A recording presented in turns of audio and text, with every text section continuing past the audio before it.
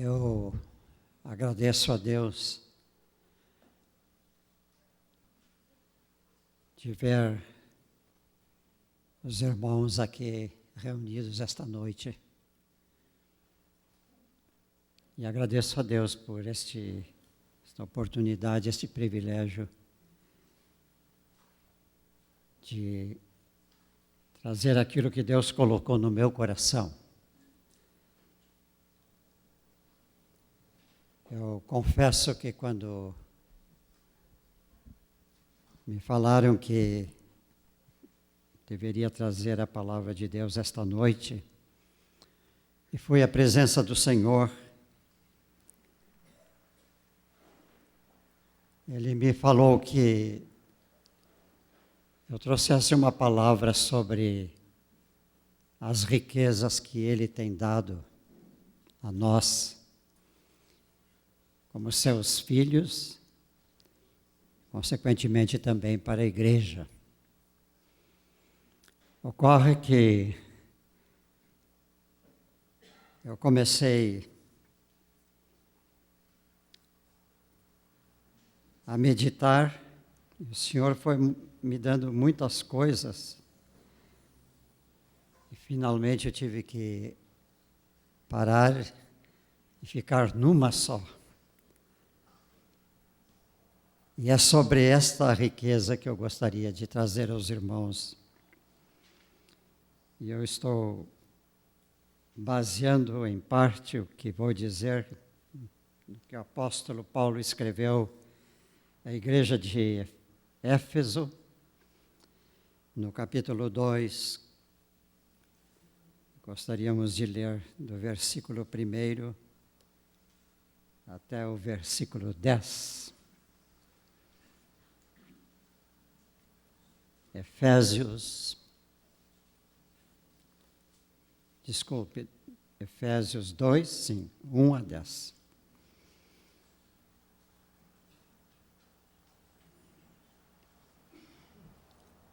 Esse texto nos diz: Ele nos deu vida, estando vós mortos em vossos pecados, em vossos delitos e pecados, nos quais andastes outrora, segundo o curso deste mundo, segundo o príncipe da potestade do ar, do espírito que agora atua nos filhos da desobediência, entre os quais também todos nós andamos outrora, seguindo a inclinação da nossa carne, fazendo a vontade da carne e dos pensamentos. E éramos, por natureza, filhos da ira, como também os demais. Mas Deus, sendo rico em misericórdia, por causa do grande amor com que nos amou, estando nós mortos em nossos delitos, nos deu vida juntamente com Cristo. Pela graça sois salvos. E juntamente com Ele, nos ressuscitou e nos fez assentar em lugares celestiais, em Cristo Jesus, para mostrar nos séculos vindouros a suprema riqueza da sua graça em bondade para conosco, em Cristo Jesus. Porque pela graça sois salvos mediante a fé. E isso não vem de vós, é dom de Deus. Não de obras, para que ninguém se glorie. Pois somos feitura dele, criados em Cristo Jesus, para boas obras, das quais Deus de antemão preparou para que andássemos nelas.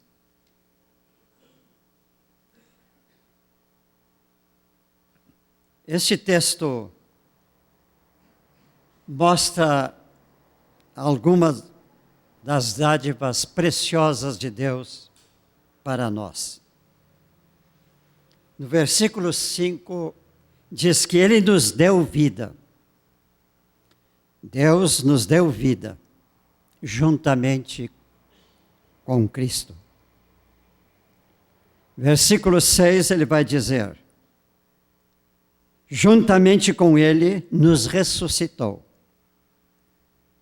E ainda neste versículo ele vai dizer: e nos fez assentar em lugares celestiais, em Cristo Jesus.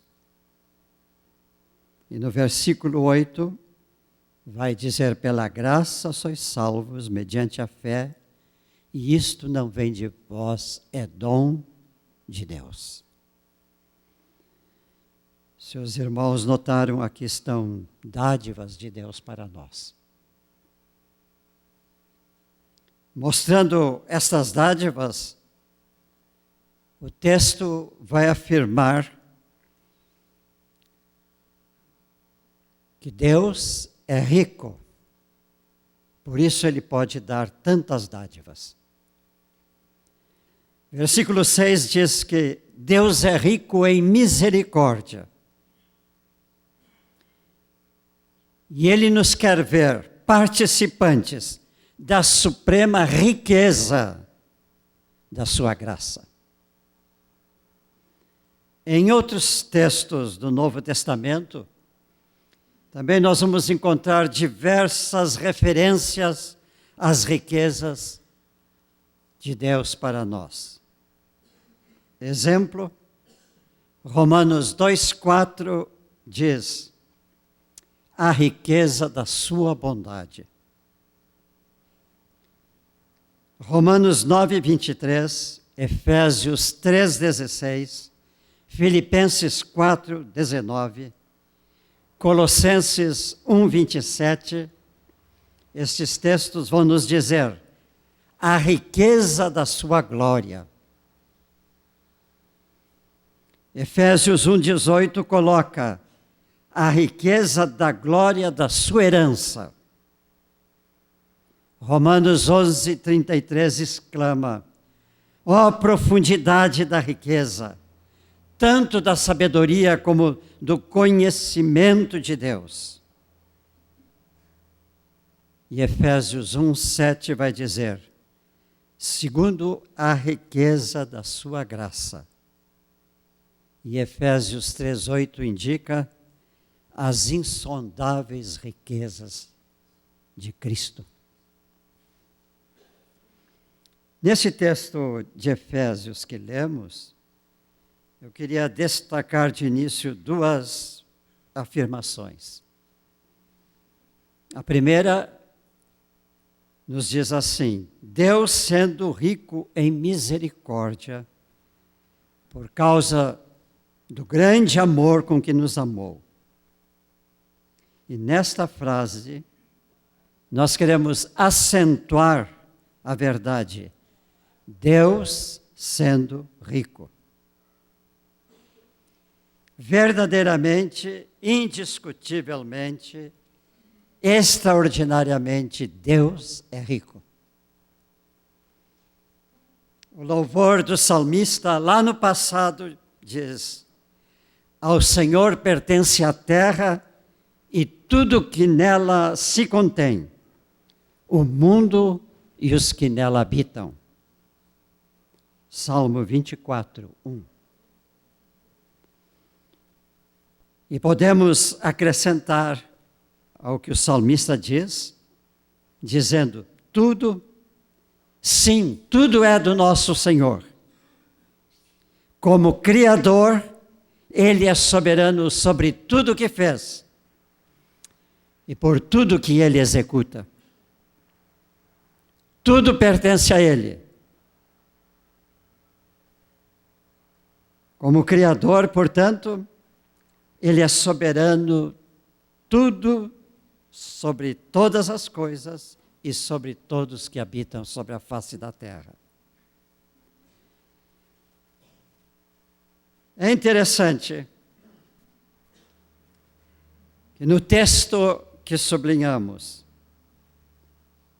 está a palavra rico colocada como um adjetivo na frase. Algumas traduções da Bíblia, especialmente uma que eu tinha perto, Almeida, na edição Revista e Corrigida de 1951, usa em lugar de rico a palavra riquíssimo. Verdadeiramente Deus, que é Senhor soberano absoluto sobre tudo e sobre todos, Ele é digno deste grau superlativo aqui. A afirmação do salmista é preciosa. Ele, em seu poder, governa eternamente. Os seus olhos vigiam as nações. Salmo 66, 7. Ainda neste versículo de Efésios 2, 4, gostaríamos de citar, aí se encontram duas das mais significativas riquezas de Deus: a misericórdia e o amor. Estas duas preciosidades envolvem toda a humanidade. A riqueza da sua misericórdia se dirige em especial aos pecadores, aos que, como diz o texto, se encontram mortos nos seus delitos e nos seus pecados.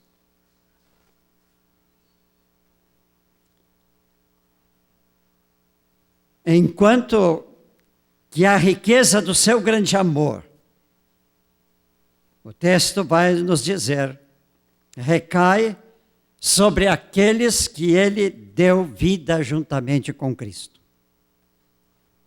Queridos, a riqueza da sua misericórdia nos atingiu quando nós andávamos segundo o curso deste mundo. E fomos alvos da grandeza do seu amor, quando ele nos deu vida justamente em Cristo. Nós temos que louvar a Deus, pois pela sua riqueza, na riqueza do seu amor,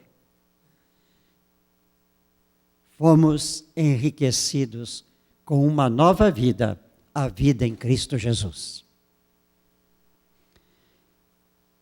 Meus irmãos, eu creio firmemente que essa riqueza tem que estar em nós de uma forma inabalável.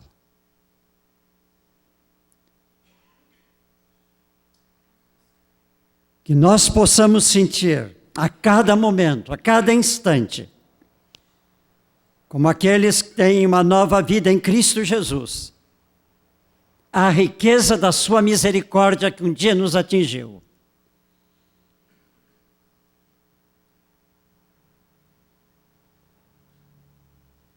E a grandeza do seu amor, que também nos tornou filhos seus, em Cristo Jesus. Ao nascermos para a nova vida em Cristo, nós recebemos uma herança imensurável. Não tem medidas para ela.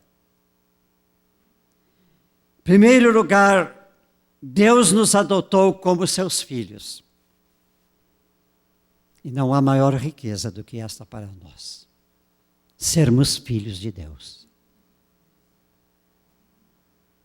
Eu creio que eu estou falando a homens que têm consciência perfeita de que são filhos de Deus.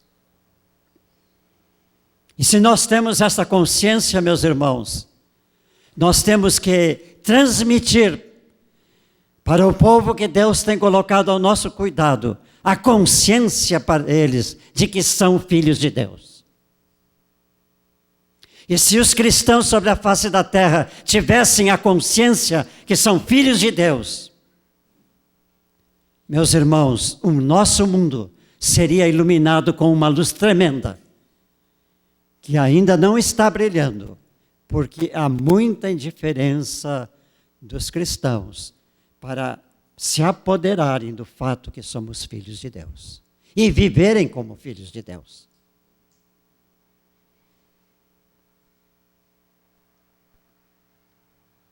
Depois de nascermos em Cristo Jesus, Deus acrescentou outros elementos, tornando realmente esta herança grandiosa ao nosso dispor. E essa herança está perfeitamente garantida para nós, pois ela tem o seu registro inteiramente nas Sagradas Escrituras. O doador dessa riqueza certamente espera que nós sabiamente tenhamos plena consciência da relevância de suas dádivas. Também ele espera que com todas as dádivas que ele nos tem concedido, nós saibamos conscientemente administrá-la cada dia no nosso viver. Para que isto ocorra, nós precisamos da sabedoria que vem do alto. E meus irmãos, Tiago, capítulo 1, versículo 5, nos dá a receita de como obter a sabedoria de Deus. Quando ele diz que é para pedir ao Pai das luzes, e o Senhor nos ilumina. Os bens que estão ao nosso dispor se destinam a nos beneficiar em todas as expressões do nosso viver pessoal, mas acima de tudo, do nosso viver de comunhão com o nosso doador. Porque nós precisamos também ter consciência que o desejo de Deus é de ter íntima comunhão conosco. E se não fosse isso, Ele não nos teria tomado para sermos filhos dele. Um pai com um amor eterno quer uma perfeita comunhão com os seus filhos, aos quais ele também deu o dom da eternidade.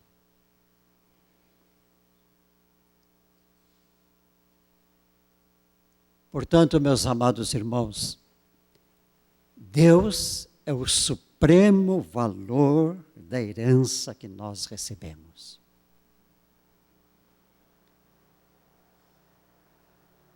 A própria pessoa do doador de Deus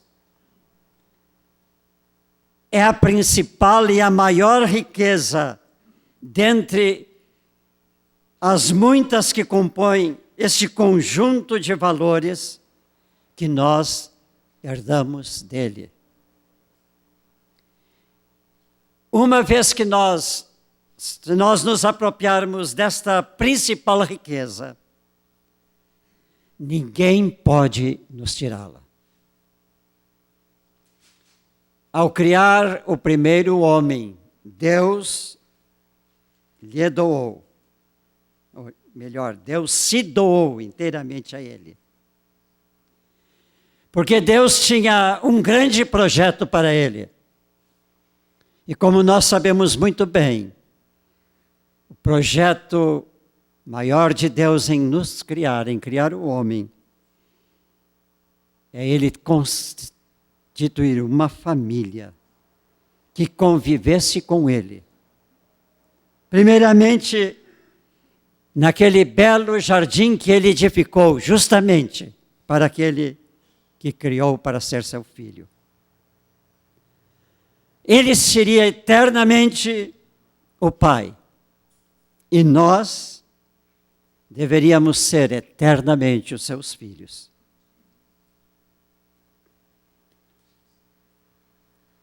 Não vamos recapitular a história. Vamos chegar ao ponto em que, mais tarde, Deus doou o seu próprio Filho para buscar resgatar o homem que, pela sua desobediência, perdeu a graça de viver numa contínua e perfeita comunhão com Ele.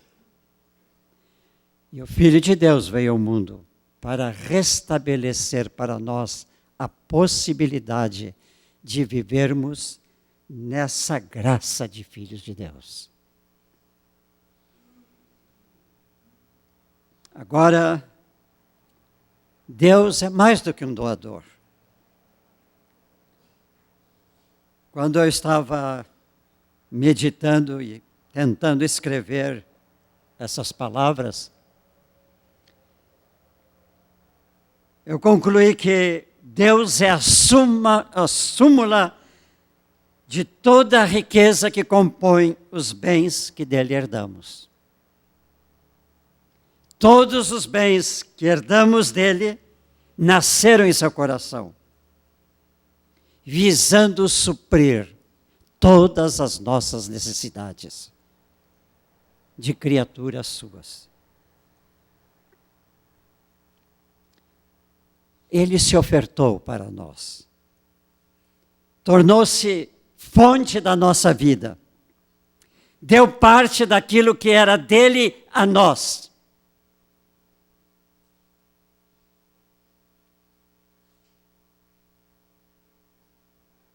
E continuadamente o Senhor está dando da abundância da vida que permanece para sempre. Edifica-nos pensar sobre o especial carinho com o qual Deus idealizou, antes da fundação do mundo, a criação do primeiro homem. Eu penso que grandes expectativas estavam no coração de Deus, no pensamento de Deus, quando Ele criou aquele homem que foi denominado Adão, homem.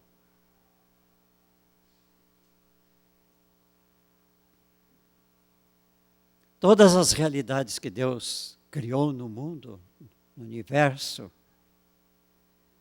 Ele estabeleceu somente pela sua voz, pela sua palavra. Quando Ele criou o primeiro homem, quando Ele nos criou nele, Ele fez de uma forma incomum, de uma forma excepcional, de uma forma muito cuidadosa. Ele sabia que Ele estava fazendo a obra-prima de toda a criação. E então as suas mãos carinhosas foram modelando, tal como é o ser humano ainda hoje. E mais do que isto, nós fomos os únicos em todas as coisas que Deus criou e colocou no seu universo, os únicos que Ele privilegiou ao deliberar: façamos o homem segundo a nossa imagem e a nossa semelhança. Gênesis 1, 26. Na grandeza do seu amor, Ele nos dotou de uma personalidade consciente, de uma vontade moral, irracional, de um domínio próprio, reflexos da sua elevada natureza espiritual. Mas, além disso, Ele nos constituiu a cada um de nós como uma pessoa, tal como Ele é. Deus é uma pessoa, Ele nos constituiu uma pessoa. Vamos detalhar isto. Deus nos valoriza e Deus nos respeita. E faz através daquilo que provém da sua natureza, o amor. Ele conhece o que somos agora. E Ele quer nos dispor para uma realidade superior a tudo quanto nós conhecemos, podemos conhecer ainda nesta vida, na qual nós seremos conforme a imagem do seu Filho. Meus irmãos, que riqueza Deus tem dado para nós. Eu creio que nós temos que parar muitas vezes no nosso trabalho e ficar pensando essas riquezas que Deus fez, está fazendo e as outras que Ele ainda vai fazer por nós. São coisas tão gloriosas, são coisas tão extraordinárias. O mundo desconhece, mas nós conhecemos. Nós temos conhecimento disto. E a nossa missão é tornar estas riquezas de Deus inteiramente em nós como líderes que Deus chamou para cuidarmos de vidas e transmitir a estas vidas claro conhecimento das riquezas que Deus tem dado para cada um. Nós não somos pobres, nós não somos mendigos. Eu creio que nós podemos ser mendigos numa única vez. Esta frase eu li num livro de um grande missionário que foi para a Índia e disse: nós cristãos somos mendigos que podem dizer aos outros mendigos aonde está o pão.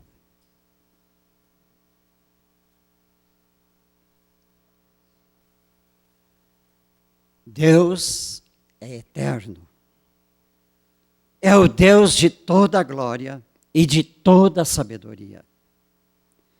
Quando o contemplamos, temos que ver a sua grandeza, a sua espiritualidade, a sua personalidade e a unidade essencial da sua deidade. E em sua condescendência para conosco, chegou até mesmo a nos revelar um dos seus incontáveis nomes, Iavé, que quer dizer, eu sou o que sou, ou seja, o imutável, o eternamente o mesmo.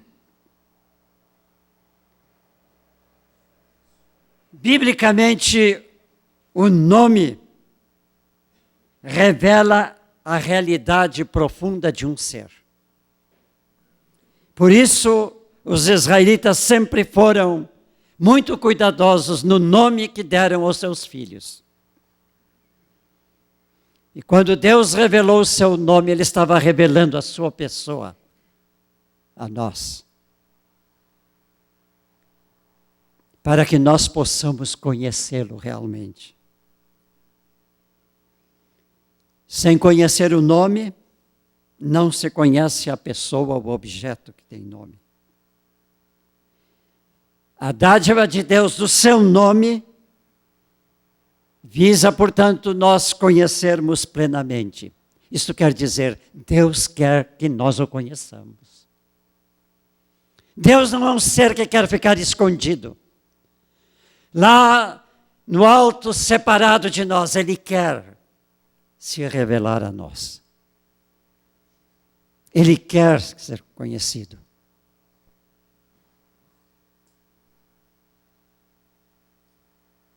Nós devemos, portanto, buscar a presença de Deus para conhecê-lo mais e mais. Ah, meus irmãos, vamos guardar tempo para estar com Deus e conhecer o nosso Deus tão rico e dadivoso. Esse tempo não se perde, esse tempo se ganha. É tradicional dizer que Lutero, certa vez, disse, quando ele tinha um dia com muita atividade, muitas coisas para realizar, era o dia que ele gastava mais tempo na presença de Deus, porque tudo se realizaria melhor e mais correto em menos tempo.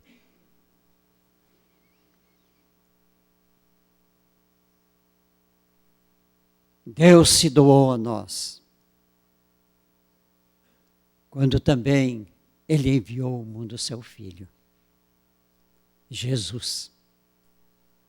De tal maneira amou Deus ao mundo, que deu o seu Filho unigênito para que todo aquele que nele crê não pereça, mas tenha a vida eterna. A palavra aqui é clara, Deus doou o seu Filho.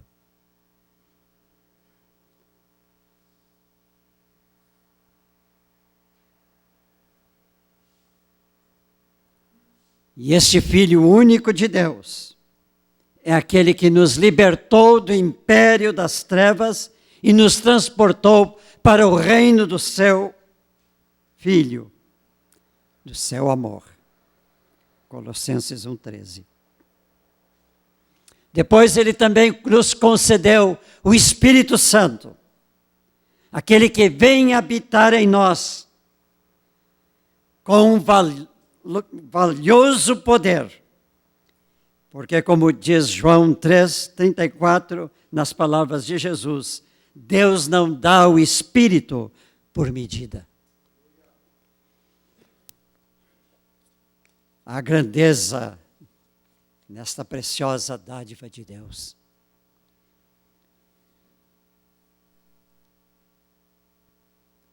Qual é a nossa expressão de gratidão a Deus por toda esta riqueza?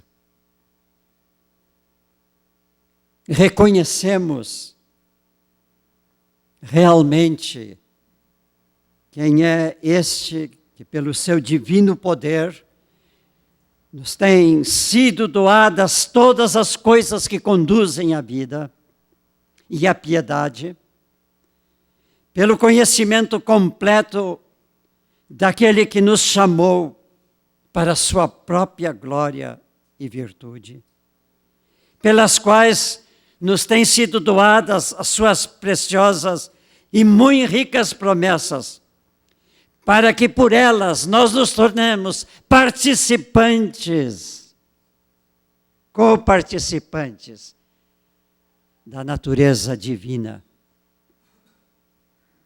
Irmãos, nós compreendemos isto claramente.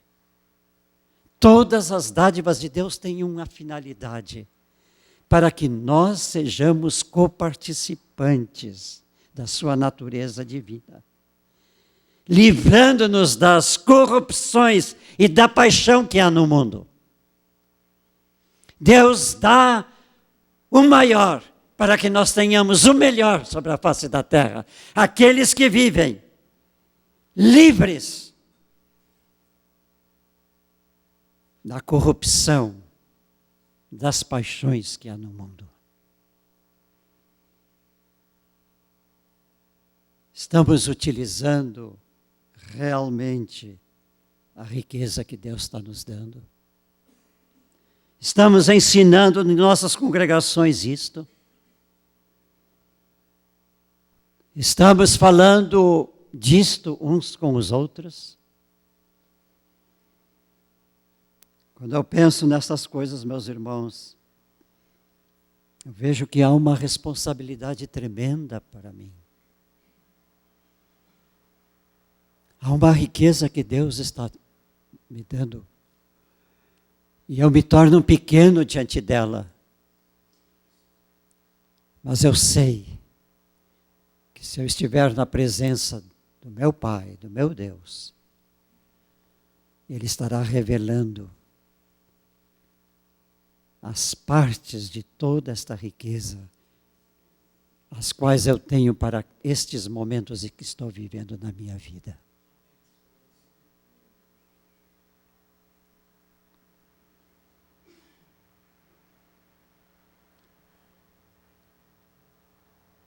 Nós estamos expressando sincero amor, reconhecimento por todas estas benesses que nós recebemos dele.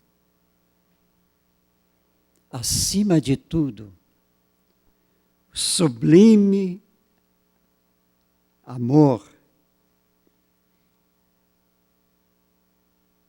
e a sua preciosa misericórdia.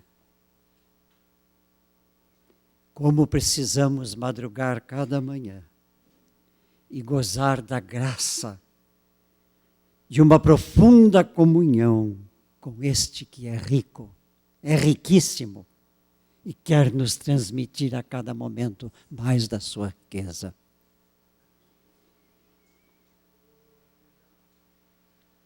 Busquemos a presença do Senhor mais do que fazemos, inebriando-nos no seu amor. O afetuoso Deus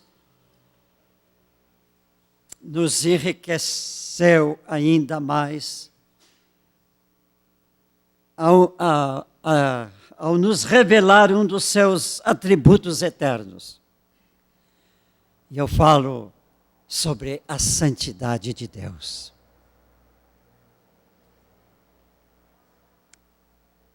Desde o passado, Ele se apresentou como Deus que é santo.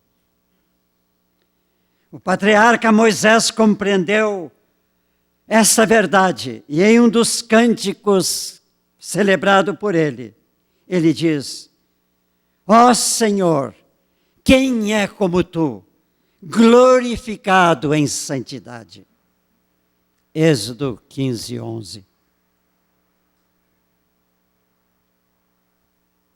Apocalipse, ao revelar a realidade celestial, afirma que Deus é ininterruptamente aclamado como aquele que é santo, santo e santo.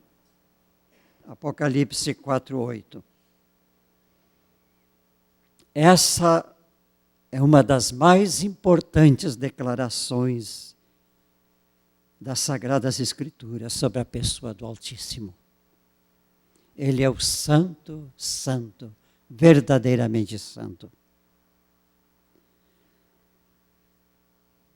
Ele é o santo em seu ser, ele é santo em suas ações, ele é santo em todas as suas expressões, ele é santo em sua bondade.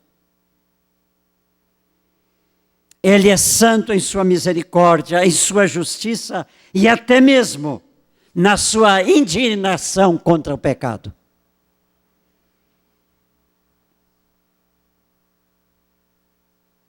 Antes da fundação do mundo, antes de nos formar, quando era ainda um pensamento que Deus estava elaborando, Deus já almejava que nós fôssemos santos e irrepreensíveis perante Ele.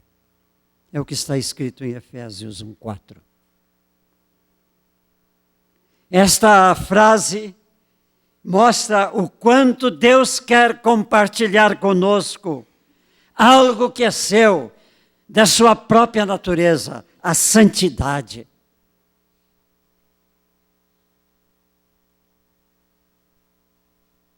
Irmãos, vamos pensar um pouquinho nisto.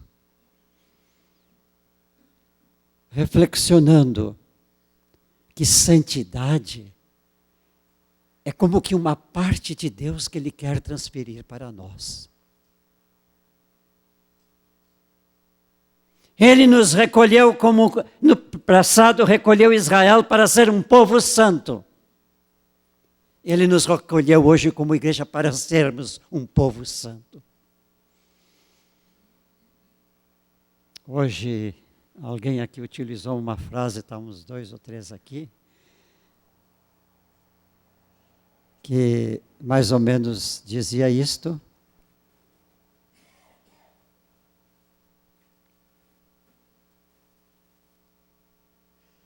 Me foge da memória, as palavras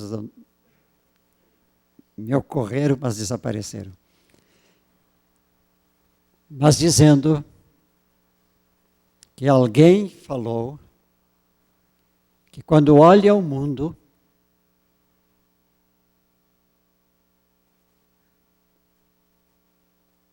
não encontra nele a igreja, mas que quando olha para a igreja, nela encontra o mundo. E meus irmãos, esta é a realidade da igreja no nosso país. Nós não encontramos, irmãos, neste país, a igreja como ela deveria ser. Como está no coração de Deus, como está no coração aquele que disse, eu edificarei a minha igreja. Meus irmãos, nesses dias em que essa situação toda do Congresso e do governo, etc., homens que lá entraram conservando seus títulos de pastores, de bispos, estão nas listas do deboche do povo. Queridos, choremos por isto e clamemos diante de Deus. Senhor, torna-nos um povo santo. Torna a tua igreja santa, para que ela seja um espelho para a sociedade, para que ela seja uma luz para a sociedade, para que ela seja o sal da terra, preservando os valores de Deus no mundo.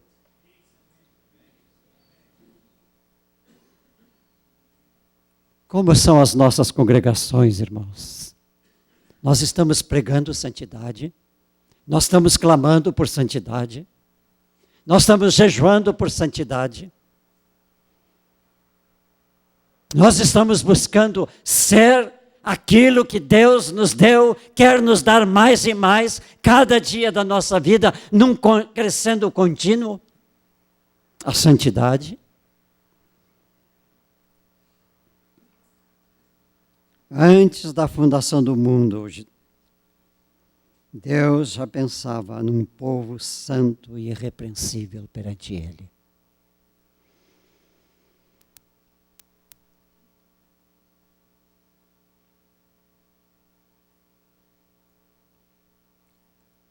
Antes da fundação do mundo, mas através dos tempos, Deus vem clamando. No passado, Deus reivindicou para Israel: ser-me-eis santos, porque eu sou o Senhor.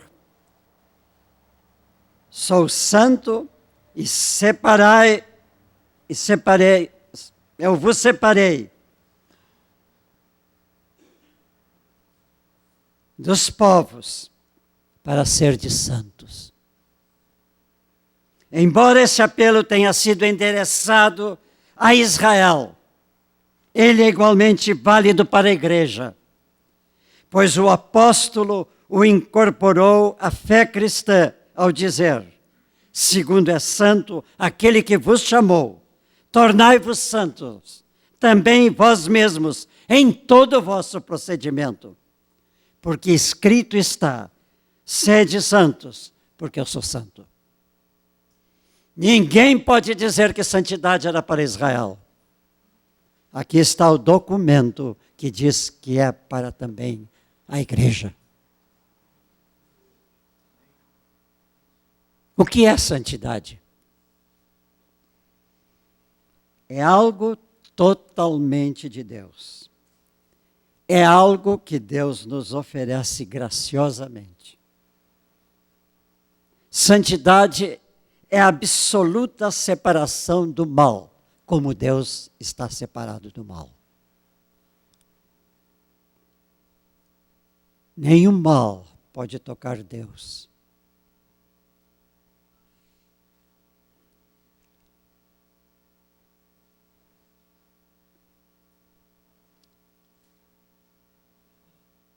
Agora, meus irmãos, lá em Hebreus 12, 14, vai dizer uma verdade.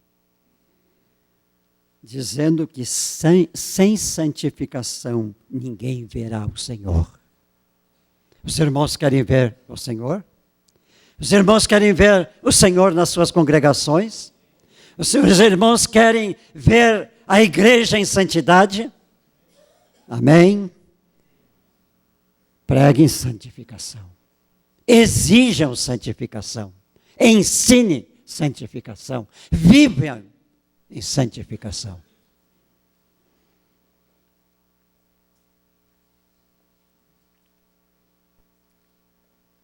Mas há também um outro fato valioso, um outro motivo para sermos santos. Só em santidade nós seremos edificados para a habitação de Deus no Espírito. Efésios 2, 22. Edificados para a habitação de Deus no Espírito. Oh, que preciosa dádiva de Deus a nós, esta de Ele residir em nós.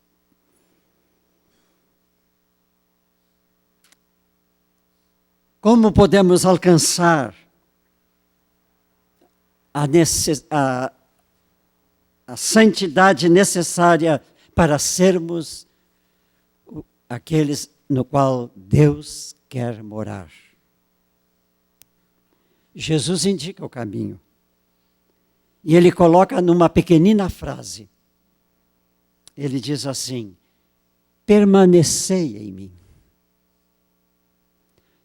Santidade é permanência no Filho de Deus. Aí nós crescemos em santidade. Se nós não estamos permanecendo em Cristo, cada momento, cada instante, a santidade se esvai. Mas em Cristo ela cresce.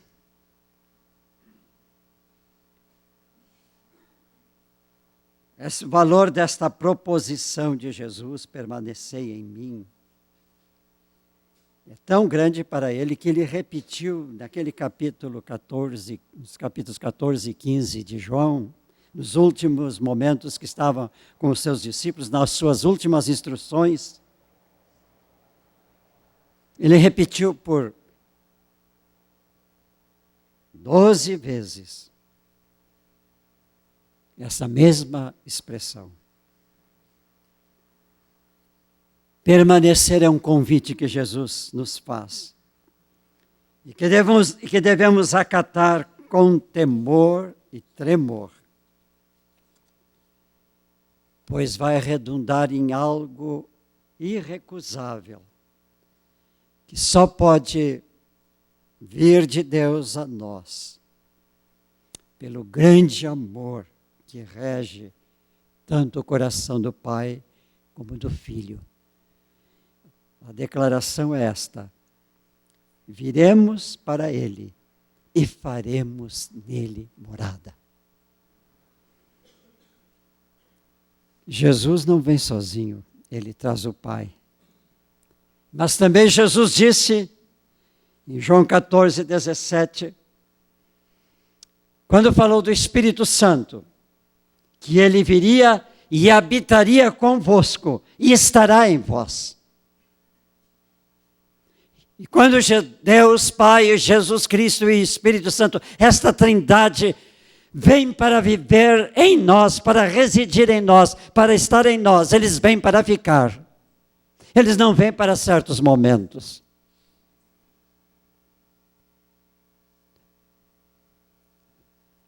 Às vezes nós pensamos que agora eu estou cheio do Espírito Santo, agora eu preciso buscar o Espírito Santo porque eu estou vazio, preciso me encher do Espírito Santo. A realidade da vida cristã é estarmos continuamente cheios de Cristo, cheios da presença de Deus, cheios do Espírito Santo.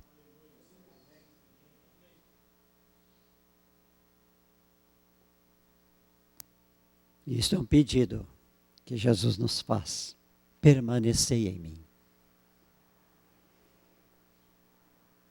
Que riqueza, que privilégio nos são dados, já aqui na terra, nos momentos em que estamos vivendo, ter a Trindade divina residindo em nós.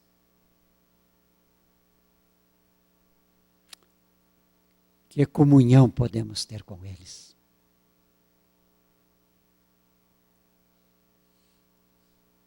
Que comunhão podemos participar com o Pai, com o Filho, com o Espírito Santo.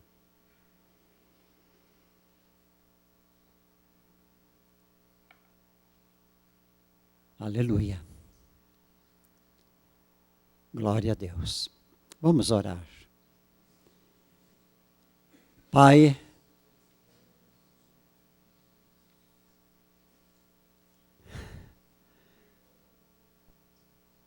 nós não encontramos palavras para dizer a Ti da nossa gratidão pela riqueza das Tuas dádivas, da herança que nós temos.